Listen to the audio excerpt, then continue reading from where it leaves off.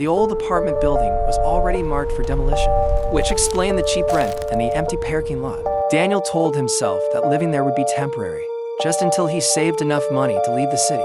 Most of the apartments were vacant, their doors sealed with warning tape, their windows dark even at night, like blind eyes.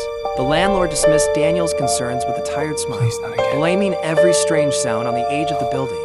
The first night, he heard footsteps in the apartment above him. They were slow and deliberate, pacing back and forth, stopping whenever Daniel held his breath, starting again the moment he exhaled. The next morning, he climbed the stairs to complain, only to find the apartment door brick shut. Dust covered the floor. This was an apartment door. As if no one breaks up a place like this? Daniel There was laughed a door nervously here yesterday. and went back downstairs, convincing himself stress was playing tricks on him. After that, the footsteps changed. They moved into the hallway outside his apartment, then inside his walls. Every night at exactly 1:11 a.m., his phone lost signal, the lights dimmed, and the air turned icy, carrying the damp smell of wet concrete and old decay. Sleep became impossible. One evening, Daniel came home to find words carved into his walls, scratched deep into the paint with something sharp. "Don't forget me."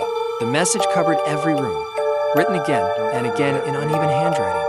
He tried to scrub it away, It's coming but back. the words returned by morning, darker and deeper, No! as if the walls themselves were bleeding the message back out. Terrified, Daniel searched public No, it's records bleeding and again. newspaper archives. The truth made his The walls stomach are drop. Years earlier, during a rush renovation, a tenant had been trapped inside the building.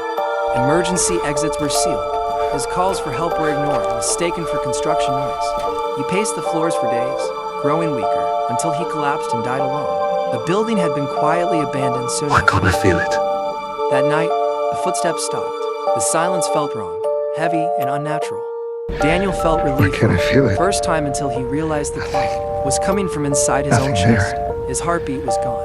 When he looked into the mirror, his reflection stood behind him, pale and smiling weakly, whispering, "Now, you know how it feels."